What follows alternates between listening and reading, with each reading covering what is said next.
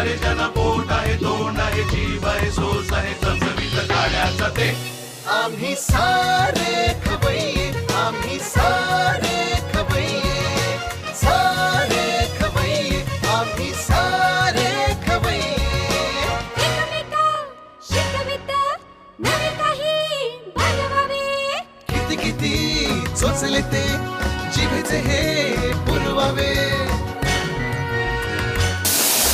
छान छान देशी विदेशी पदार्थ जाणून घ्यावे चुकता चुकता करता करता खावे अन खिलवावे आम्ही सारे